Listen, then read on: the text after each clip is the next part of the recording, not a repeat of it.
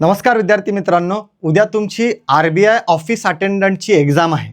त्या एक्झामच्या रिलेटेड आपल्याला पुढच्या 5 मिनिटांमध्ये लॉजिकल रिझनिंगचा आपल्याला एक्सपेक्टेड पॅटर्न काय असू शकतो आणि त्याच्यामध्ये क्वेश्चन सिलेक्शन काय करायचं, सोबत ओव्हरऑल तुम्हाला चारही विषयामध्ये 90 मिनिटाचं टाइम मॅनेजमेंट कसं केलं पाहिजे यावर आपल्याला डिस्कशन करायचं आहे. तर वेळ वाया न घालवता आपण लगेच येऊया. आपल्याला आजचा विषय RBI ऑफिस अटेंडंटचा आहे. त्यामध्ये स्पेसिफिक लॉजिकल रिझनिंगच्या बाबतीत मला सांगायचं आहे या वर्षी तुम्हाला कोणता पॅटर्न येईल आणि त्याचं कसं आपल्याला टाइम मॅनेजमेंट करायचं आहे. हा पार्ट बघण्या अगोदर हे खूप गरजेचं आहे की मेमरी बेस या अगोदरची जी RBI अटेंडंटची एक्झाम झाली होती त्यामध्ये कोणत्या टॉपिक्सवर क्वेश्चन विचारले गेले होते रिझनिंगच्या सेक्शनमध्ये. तर यामध्ये मी पहिल्यांदा हे सगळेच क्वेश्चन जे विचारलेले होते त्याची एक PDF पण ऑलरेडी ग्रुपवर दिलेली होती जेव्हा ही बॅच आपण लॉन्च केलेली होती अटेंडंटच्या बाबतीत, आणि त्यावर मेमरी बेस पेपर पण आपण ऑनलाईन प्लस ऑफलाईन घेतले होते. यामध्ये जो मेमरी बेस पॅटर्न आलेला होता या अगोदरच्या RBI अटेंडंटमध्ये, त्यामध्ये सर्क्युलर सिटिंग अरेंजमेंटवर 7%चा क्वेश्चन विचारला होता. ऑल फेसिंग सेंटर त्याचे 4 क्वेश्चन विचारले गेले होते. त्यानंतर कोडिंग डिकोडिंगचा एक आपल्याला टाईप माहित आहे, नंबर रिअरेंजमेंट, आणि एक टाईप आहे त्याच्यावर डिपेंड असलेला अल्फाबेट रिअरेंजमेंट. तर अल्फाबेट रिअरेंजमेंट म्हणजे ज्यामध्ये आपल्याला 3 वर्डवर डिपेंड 5 वर्डवर डिपेंड, ज्यामध्ये प्रत्येकी 3 लेटर दिले आहेत, यावर डिपेंड क्वेश्चन विचारले जातात. तर ते क्वेश्चन विचारले होते. त्याच क्वेश्चनची प्रॅक्टिस आजच्या म्हणजे 28 फेब्रुवारीच्या यूट्यूब लेक्चरमध्ये मी असिस्टंटच्या एक्झामसाठी घेतली होती. तो व्हिडिओ बघितला तरी तुम्हाला त्याचा फायदा होणार आहे. या टाईपचे जर क्वेश्चन आले तर जवळपास 4 मार्क आपल्याला मिळू शकतात. त्यानंतर इनइक्वॅलिटी टॉपिकवर 3 क्वेश्चन विचारले गेले होते. जनरल आपली जी कोडिंग डिकोडिंग वर्ड फॉर्मॅटमधली चायनीज कोडिंग ज्याला म्हणतो आपण, त्याचे 3 क्वेश्चन विचारले गेले होते. त्यानंतर box arrangement, box based sitting arrangement जी होती ती विचारली गेली होती, ज्यामध्ये 6 बॉक्सेस दिले होते वन अबो अनदर. एकदम सोपा क्वेश्चन इझी लेवलचा विचारला गेला होता, तो पण 5 मार्क सिटिंग अरेंजमेंटच्या अंडर. डिस्टन्स डिरेक्शन आणि ब्लड रिलेशन मिळून 5 ते 6 क्वेश्चन तुम्हाला विचारले गेले होते. त्याची लेवल डिफिकल्टी लेवल ही पूर्ण पेपरचीच, क्वांट असेल, रिझनिंग असेल, इंग्लिश असेल, जनरल अवेअरनेस असेल, सगळ्यांचीच डिफिकल्टी लेवल इझीच असणार आहे. त्यामुळे ह्या सगळ्या क्वेश्चन पुढे आपल्याला जेवढे काही क्वेश्चन विचारले गेले, इनइक्वॅलिटी किंवा कोडिंग डिकोडिंग आहे, डायरेक्शन आहे, ब्लड रिलेशन आहे, इथं 5-5 मार्कचा सेट दिसणारच नाही. तुम्हाला एक्झाममध्ये 30च क्वेश्चन आहेत रिझनिंगच्या सेक्शनमध्ये, पण प्रत्येक टॉपिकवर तुम्हाला 5-5चा सेट नाही मिळणार, 2-3चा सेट मिळणार आहे. त्याच्यामुळे आपल्याला नंबर ऑफ क्वेश्चन जास्त सॉल्व्ह करावे लागतील. मार्क भलेही 30च घ्यायचे, पण क्वेश्चन खूप जास्त सॉल्व्ह करावे लागतील. त्यामुळे आपलं टाइम मॅनेजमेंट प्रॉपर होणं गरजेचं आहे. आणि अजून एक क्वेश्चन विचारला होता जो मिसलेनियस रिझनिंगचा, ज्यामध्ये pair formation, pair of letter आपल्याला फाइंड आउट करायचे आहेत. हा एक पॅटर्न विचारला गेला होता. याचा पेपर पण ऑलरेडी यूट्यूबवर पण घेतलेला आहे आणि आपल्या टेलिग्राम चॅनलवर पण पोस्ट केलेला आहे. बरं, यावर्षी लॉजिकल रिझनिंगच्या सेक्शनमध्ये आपल्याला कोणते क्वेश्चन एक्सपेक्टेड आहेत? तर बिलकुल सिटिंग अरेंजमेंटमधून आपल्याला लाईन अरेंजमेंट, ज्यामध्ये सिंगल लाईन अरेंजमेंट म्हणून आपण, डबल लाईन पण यामध्ये एक्सपेक्टेड नाहीये. सर्क्युलर सिटिंग अरेंजमेंट, ज्यामध्ये all person facing toward centre, मग इथं 8%चा क्वेश्चन पण असू शकतो. बॉक्स बेस्ड सिटिंग अरेंजमेंट असू शकते. यामध्ये एखाद्या जर ट्राय केलं तर मंथ डेट असा पार्ट एखाद्या विचारला जाऊ शकतो, जो की ट्रेंडिंगमध्ये बऱ्यापैकी प्रिलिम्समध्ये विचारला जातो. मंथ आणि डेट बेस. फ्लॅट फ्लोअर बेसचा पण क्वेश्चन पझल फॉर्मॅटमध्ये येऊ शकतो, पण त्याची डिफिकल्टी लेवल एकदम इझी असणार आहे, लक्षात घ्या. फ्लोअर बेस आपण पझलमध्ये म्हणूया मंडे टू संडे, म्हणजेच वीक बेसवर जे आपल्याला अरेंजमेंट दिलेली असते, काही 7 लेक्चर्स अरेंज केलेत या बाबतीत क्वेश्चन्स आहेत, ते क्वेश्चन आपल्याला येऊ शकतात. सिलॉग, इनइक्वॅलिटी, डायरेक्शन सेन्स आणि ब्लड रिलेशन या सगळ्याच टॉपिकवर जर क्वेश्चन विचारले गेले तर प्रत्येकी 2 पेक्षा जास्त, एखाद्या ठिकाणी 3 ह्या पद्धतीनं विचारले जाणार, ज्याची डिफिकल्टी लेवल ही एकदम इझी असणार आहे. लक्षात घ्या, ज्याही स्टुडंटच्या, अजून एक कोडिंग डिकोडिंग हा शेवटी जे मी 4 क्वेश्चन ऍड केलेले आहेत, तर 1, 2, 3, 4 ब्लड रिलेशन सहित कोडिंग डिकोडिंग या 5 टॉपिकवर तुमचं डिपेंड असेल की 30 पैकी 30 भेटणार का कमी भेटणार.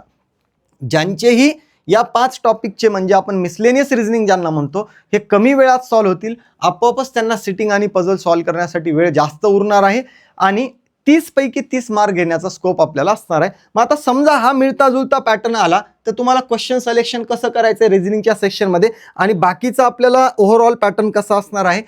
यामध्ये पहिल्यांदा आपल्याला लक्षात घ्यायचं आहे की आपल्याला क्वांट 30 क्वेश्चन आहेत, रिझनिंग 30 क्वेश्चन आहेत, त्यानंतर इंग्लिशचे 30 क्वेश्चन आहेत आणि जनरल अवेअरनेसचे पण 30 क्वेश्चन आहेत. असा 120 मार्क्सचा हा पेपर आहे, ज्याच्यासाठी आपल्याला 90 मिनिटांचा वेळ म्हणजेच 1.5 तासाचा वेळ आपल्याला मिळणार आहे. आता याच्यापैकी कोणतं सेक्शन पहिले घेतलं पाहिजे याही बाबतीत तुमच्या मनामध्ये डाऊट असू शकतो. सगळ्यात महत्त्वाचं लक्षात घ्या, क्वांट आणि रिझनिंग पैकी कोणतंही सेक्शन अगोदर घ्या. कोणतंही सेक्शन अगोदर घ्या, प्रॉब्लेम येणार नाही. पण काही जण काय करतात, जनरल अवेअरनेस सारखा पार्ट हा पहिल्यांदा घेऊन टाकतात. प्रॉब्लेम काही नाही.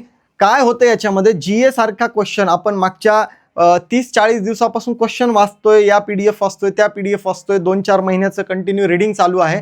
तर मग नेमकं एखादा 2 क्वेश्चन असा येतो, तो वाचल्यासारखा तर वाटतो, पण त्याचं ऑप्शनपैकी आन्सर मला कन्फ्यूज असते की मी हे स्टेट वाचलं होतं का ते स्टेट वाचलं होतं, किंवा काही आपल्याला त्याच्यामध्ये फिगर्स दिल्यात की इंडियाची रँकिंग किती होती एखाद्या इंडेक्समध्ये, 137 होती का 139, त्याच्यात कन्फ्युजन असते. तर तो जर मी जीएचा पार्ट स्टार्टिंगलाच घेतला तर ते 1-2 क्वेश्चन मला क्वांट सोडवतानाही आठवतील, रिझनिंग सोडवतानाही आठवतील, इंग्लिश सोडवताना अरे त्याचं उत्तर काय, अरे त्याचं उत्तर काय होतं, अरे त्याचं उत्तर काय होतं. म्हणजे माइंडमध्ये एक गोंधळ थोडा जीएचा पुढच्या सेक्शनला अफेक्ट करू शकतो. त्यामुळे फ्रेश माइंडमध्ये कॅल्क्युलेटिव्ह, क्वांट आणि रिझनिंगवाला पार्ट पहिले संपून टाकायचा. त्यानंतर बिलकुल इंग्लिश घ्यायचं. उरलेल्या वेळामध्ये आपल्याला 15 मिनिटं जरी टाइम उरत असेल तर त्या वेळामध्ये आपण जनरल अवेअरनेसचे क्वेश्चन इझिली सॉल्व्ह करू शकतो. 30 क्वेश्चनला 15 मिनिट खूप जास्त आहेत, तर त्या पद्धतीनेच आपण ह्या सेक्शनचं मॅनेजमेंट केलं पाहिजे. बरं, त्यानंतर मला जर रिझनिंगमध्ये पर्टिक्युलर जर सॉल्व्ह करायचं तर काय स्किप करायचं पहिल्यांदा बघा. 1 मार्कचा जो क्वेश्चन असेल, पियर फॉर्मेशन असेल, आपल्याला एखादा वर्ड दिला त्याच्यामध्ये वॉवेल नेक्स्ट कन्वर्ट करा, कन्सोनंट प्रिव्हियस कन्वर्ट करा, असं काही दिलेलं असेल तर बिलकुल हा स्टार्टिंगला घ्यायचा नाही. कारण की याच्यामध्ये आपण 2-3 मिनिट वाया घालून टाकतो आणि एकच मार्क घेतो आणि एखाद्यास तोही चुकण्याचा स्कोप असतो. मिनिंगफुल वर्ड तयार करण्याचा एखादा क्वेश्चन आहे तर आम्हाला मिनिंगफुल वर्डच्या बाबतीत कन्फ्युजन असू शकते. त्यामुळे या बाबतीत एक लक्षात ठेवायचं की हा क्वेश्चन स्टार्टिंगला नाही घ्यायचा. बाकी मग मी असं म्हणेल की ज्यांनी 20-25 दिवस मागच्या कंटिन्यू प्रॅक्टिस केलेली आहे, ऑफलाईन ऑनलाईन मॉक टेस्ट देणे हे सगळं चालू आहे, या विद्यार्थ्यांनी मग सिटिंग अगोदर घेतला, पझल अगोदर घेतला का मिसलेनियस अगोदर घेतलं मॅटर करत नाही. फक्त 1 मार्कचा क्वेश्चन अगोदर घ्यायचा नाही, त्याला वेळ जास्त जाईल. आता दुसऱ्या प्रकारचे विद्यार्थी ज्यांनी कुठलीच प्रॅक्टिस एक्स्ट्रा केलेली नाही, जास्त मॉक दिले नाही, तर त्यांनी पहिलं काम करायचं, कोडिंग डिकोडिंग आपल्याला जमत असेल, त्यानंतर इनइक्वॅलिटीचे इझी क्वेश्चन असतील, त्यानंतर आपल्याला डिस्टन्स डिरेक्शन हा टॉपिक विचारलेला असेल, आपल्याला सिलॉगचे काही क्वेश्चन विचारले असतील, तर हा पार्ट अगोदर सॉल्व करणे. मी कोणासाठी बोलतो हे, ज्या विद्यार्थ्यांची जास्त ऑनलाईन प्रॅक्टिस नाही झाली, ज्यांना स्पीड मॅनेजमेंट जमत नाहीये, तर त्यांनी पहिला 1 ते 4 नंबरचा क्वेश्चन रीड केलाय, सिटिंग अरेंजमेंट दिसते, ऑल फेसिंग सेंटर दिसते, तर मला जर म्हणणं आहे की त्याच्यामध्ये 4-5 मिनिट जर तुमचे जाणार असतील प्रॅक्टिस नसल्यामुळे, तर मग त्यापेक्षा अधिक कमी वेळेत हे मार्क घेऊन टाका. हा पहिला टप्पा झाला की सेकंड टप्प्यामध्ये आपल्याला सिटिंग अरेंजमेंट आणि पझल या सेक्शनला हात लावायचा आहे. आणि त्यानंतर तिसऱ्या टप्प्यामध्ये आम्हाला थर्ड टप्पा जो असेल आमचा, त्याच्यामध्ये सिंगल मार्कचे क्वेश्चन घ्यायचे आहेत. ब्लड रिलेशन पण याच्यानंतरच आपण घेतलं तर बरं राहील जर कन्फ्युजन होणार असेल तर. हे अशा विद्यार्थ्यांसाठी ज्यांना स्वतःच्या प्रॅक्टिसमध्ये थोडी कमी वाटते, ऑनलाईन कमी मॉक दिलेले आहेत किंवा डिरेक्टली एक्झामलाच जातोय. पण बाकी विद्यार्थ्यांना मी सांगेल की 1 मार्कचा क्वेश्चन सोडून तो शेवटी सॉल्व्ह करायचाच आहे, पण स्टार्टिंगला घ्यायचा नाही, वेळ जास्त जाईल म्हणून. पण प्रॅक्टिस चांगली असलेल्या विद्यार्थ्यांनी अगोदर सिटिंग घेतलं काय, पझल घेतलं काय आणि काहीही घेतलं काय फरक पडणार नाही. डिफिकल्टी लेवलच त्याची इझी असणार आहे. त्यामुळे 30 पैकी 30 मार्क आपल्याला इझिली भेटू शकतात. आणि जेवढ्या कमी वेळेमध्ये आपल्याला रिझनिंगच्या सेक्शनमध्ये जास्तीत जास्त मार्क मिळतील, तेवढा जास्त वेळ कॅल्क्युलेटिव्ह क्वांटला मला, इंग्लिशचे पॅसेज वाचण्याला मला जास्त मिळणार आहे. एक गोष्ट लक्षात ठेवायची आपल्याला की जर मला रिझनिंगने टाइम वाचून कमी वेळेत जास्त मार्क दिले तर आपल्याला बाकी सेक्शन हे चांगल्या पद्धतीने सॉल्व्ह करता येतीलच.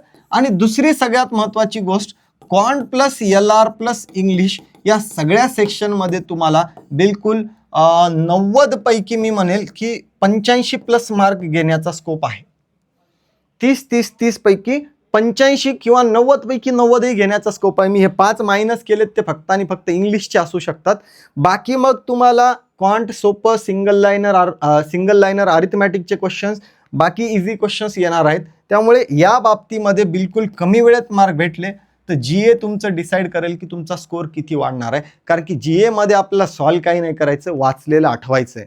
तर ज्यांनी जास्त वाचले त्यांना जास्त मार्क मिळणार आहेत. इथं तुक्के मारून आपले मार्क वाढणार नाहीये. त्यामुळे पुन्हा रिवाईज करतो. 1 मार्कचा क्वेश्चन कोणते विद्यार्थी असो सगळ्यात शेवटी सॉल्व्ह करायचा.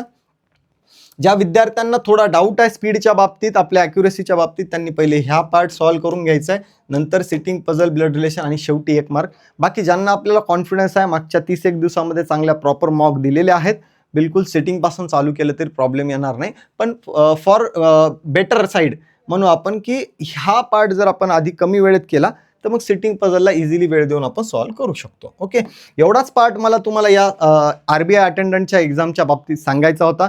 फक्त उद्या एक्झामला जाण्या अगोदर 2-3 गोष्टी आपल्याजवळ असल्या पाहिजे, कारण तुम्ही अंडर ग्रॅज्युएट आहेत. अंडर ग्रॅज्युएट असताना मोस्टली तुमच्यापैकी खूप जणांची 99% लोकांची ही आयुष्यातली पहिली एक्झाम असेल IBPSची किंवा बँकिंग एक्झामची. तर तुम्ही एक काम करायचं आहे, आपलं ॲडमिट कार्डची झेरॉक्स, त्यानंतर आपल्याकडे पॅन कार्ड किंवा आधार कार्ड असेल तर त्याची झेरॉक्स आणि ओरिजिनल दोन्हीपैकी काहीही चालेल. झेरॉक्स पण पाहिजे, ओरिजिनल पण पाहिजे, पण पॅन कार्ड किंवा आधारपैकी एक कोणतंही चालून जाईल. ऑर्फन सर्टिफिकेट असेल तर सोबत ठेवा. त्यानंतर आपण जर PWD कॅन्डिडेट असेल तर त्याचंही सर्टिफिकेट सोबत ठेवा आणि पासपोर्ट साईजचे 3-4 फोटो सोबत ठेवा. एवढा पार्टच आपल्याला एक्झामला लागतो. याच्यापेक्षा दुसरे कोणतेच डॉक्युमेंट एक्झामसाठी लागत नाहीत. एक्झामची जर रिपोर्टिंग 8 वाजता आहे तर प्लीज 7:30 वाजता तिथं चहा नाश्ता करून तिथं पोहोचा. पाणी बॉटल एखादी सोबत ठेवा. एका आपला 1.5 तासाचा पेपर आहे, त्याच्यामुळे आपल्याला खूप लेंदी नाहीये, पण आपली पहिलीच एक्झाम असल्यामुळे थोडं ऑनलाईन ॲक्च्युअल एक्झामचा फील येणं याच्यामध्ये थोडं नर्वसनेस असू शकते. त्यामुळे या सगळ्या गोष्टीचा थोडा प्रॉपर आपण विचार केला तर आपल्याला पेपर अवघड जाणार नाही. तुमच्या सगळ्यांनाच RBI ऑफिस अटेंडंटच्या एक्झामसाठी खूप खूप शुभेच्छा. या शुभेच्छा माझ्याकडून आणि टीम संकल्प एज्युकेशनकडून तुम्हाला असतील. आणि बिलकुल अंडर ग्रॅज्युएट असतानाच तुम्हाला एक RBI सारख्या इन्स्टिट्यूटमध्ये चांगला जॉब लागावा अशीच आम्ही तुमच्यासाठी इच्छा आणि प्रार्थना करू. हा व्हिडिओ तुमच्या मित्र मैत्रिणी सगळ्यांनाच पाठवा, जेणेकरून त्यांचाही हा जर पहिला पेपर असेल तर त्यांना या व्हिडिओच्या माध्यमातून काही महत्त्वाची इन्फॉर्मेशन भेटेल आणि एक्झाममध्ये त्यांनाही फायदा होणार आहे. धन्यवाद.